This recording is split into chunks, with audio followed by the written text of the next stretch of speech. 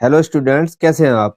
मुझे मालूम है आप स्वस्थ हो गए, अच्छे हो गए, अपनी बोर्ड की तैयारी में जो है जुटे होंगे। बोर्ड से पहले प्री बोर्ड के जो पेपर है उसकी तैयारी में आप लगे हुए होंगे। देखिए, प्री बोर्ड के मैंने पिछले साल भी पेपर बनाया था, वो भी आपका बहुत कुछ उसमें से आया, और बोर्ड का बनाया था उसमें से भी। अब के भी जो है आपके जो है सुविधा के लिए कई मॉडल पेपर और कई बुक का अध्ययन करने के पश्चात जो है ये पेपर बना रहा हूँ। इसको आप ध्यान पूर्वक देखिए। प्री बोर्ड विषय जो है अर्थशास्त्र, कक्षा है 12, पूर्णांक है 100, समय 3 घंटे 15 मिनट। पहले निर्देश पढ़ते हैं, निर्देशों को पढ़ना अनिवार्य होता है। देखिए, नंबर 1, 15 मिनट परीक्षार्थियों को प्रश्न पत्र पढ़ने के लिए निर्धारित है। 15 मिनट आपको मिलेगा पढ़ने के लिए, ताकि आप अच्छी प्रकार से उनको उत्तर दे सके। तो इसलिए आपको बहुत ध्यान से पढ़ना है सभी प्रश्नों को। नंबर 2, सभी प्रश्न करने अनिवार्य है। देखिए, निर्देश नंबर 3, प्रत्येक प्रश्न के लिए निर्धारित अंक उसके सम्मुख अंकित है।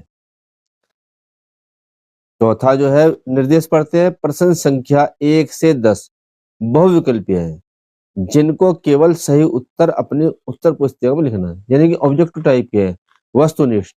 एक प्रश्न है, उसके 4 उत्तर है और उनमें से एक उत्तर सही है। जो सही उत्तर है वो आपको उसका जो है बताना है कौन सा ऑप्शन है।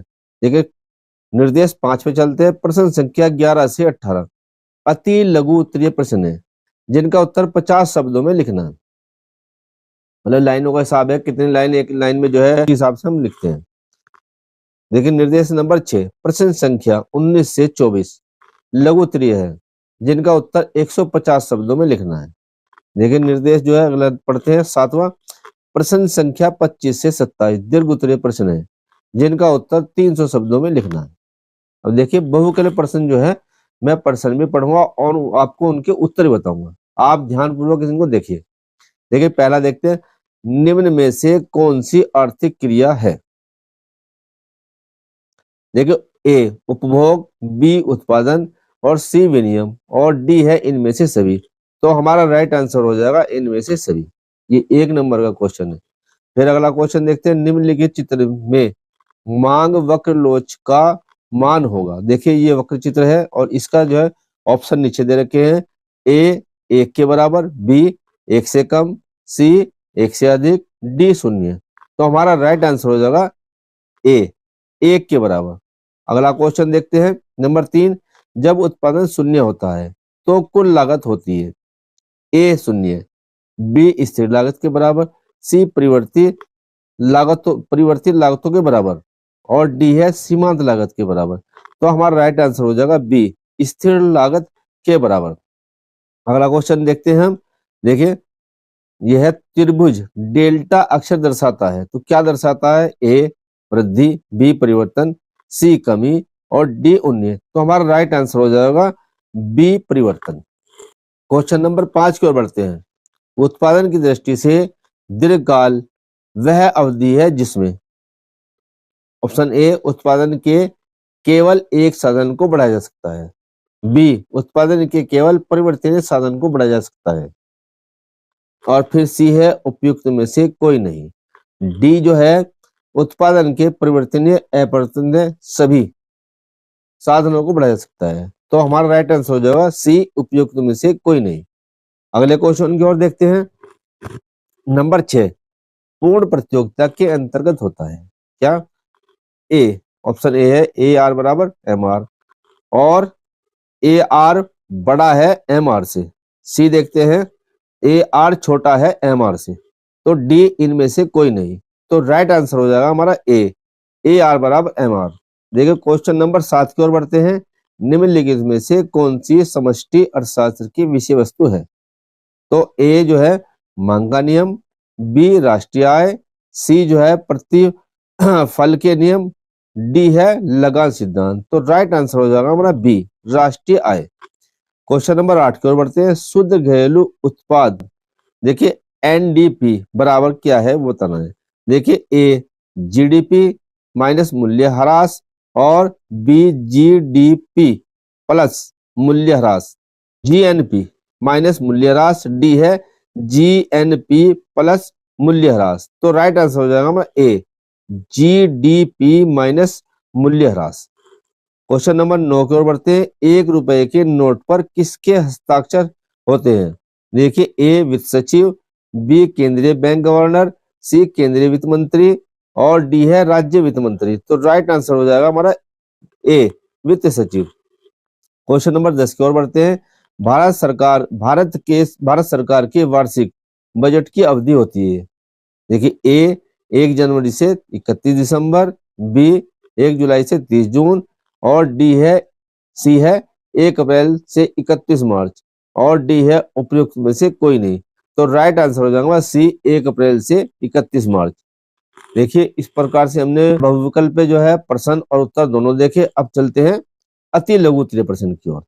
देखिए जो है इसमें जो है व्यष्टि अर्थशास्त्र का अर्थ लिखिए।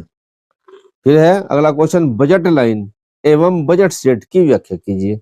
और नेक्स्ट क्वेश्चन देखते हैं, अनधिमान या तटस्थ वक्र क्या है? फिर अगले क्वेश्चन देखते हैं, सीमांत लागत का क्या आशय है? नेक्स्ट क्वेश्चन की ओर बढ़ते हैं, बाजार संतुलन का अर्थ लिखिए। क्वेश्चन अगला देखते हैं, राष्ट्रीय आय तथा निजी आय में क्या अंतर होता है? नेक्स्ट क्वेश्चन देखते हैं, मुद्रा को परिभाषित कीजिए या मुद्रा क्या है ये बताइए। फिर है अगला क्वेश्चन, अनैच्छिक बेरोजगारी का अर्थ लिखिए। लघु उत्तरीय प्रश्न देखिए, बजट रेखा को परिभाषित कीजिए। 6 नंबर का है। देखिए, अल्पकालीन उत्पादन फलन से आप क्या समझते हैं? अगला क्वेश्चन देखते हैं, पूर्ण प्रतियोगिता क्या है? इसकी प्रमुख विशेषताओं पर प्रकाश डालिए। अगले क्वेश्चन की ओर बढ़ते हैं, पूंजी के मूल्यह्रास का अर्थ लिखिए। नेक्स्ट क्वेश्चन देखते हैं, राजस्व प्राप्तियों और पूंजीगत प्राप्तियों पर संक्षिप्त टिप्पणी लिखिए। नेक्स्ट क्वेश्चन देखते हैं, व्यापार शेष और भुगतान शेष में अंतर स्पष्ट करें या भुगतान संतुलन और व्यापार संतुलन में अंतर कीजिए।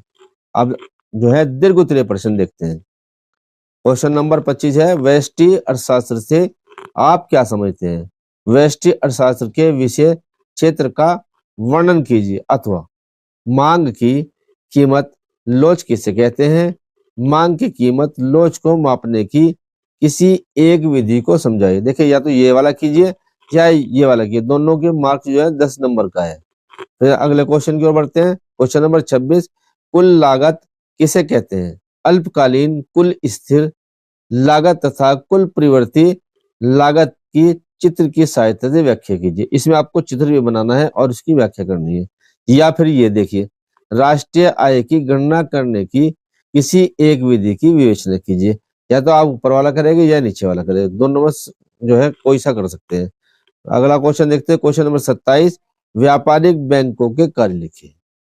बहुत इंपॉर्टेंट है। अथवा विनियम की ब्रेटन वुड्स व्यवस्था क्या है ये बताइए। या तो व्यापारिक बैंकों कार्य लिखिए अथवा विनियम की ब्रेटन जो है वुड्स व्यवस्था क्या है। तो दोनों में से एक कर लेंगे। इस प्रकार देखिए, हमने बहुविकल्पीय, अति लघु, लघु, दीर्घ उत्तरीय इस प्रश्नों को अच्छे प्रकार से हमने समझा। इन प्रश्नों के आप अच्छे प्रकार से अध्ययन कीजिए, इनमें से आपको बहुत बहुत कुछ आएगा। अगर आपको वीडियो पसंद आए तो वीडियो को लाइक कीजिए और चैनल को सब्सक्राइब कीजिए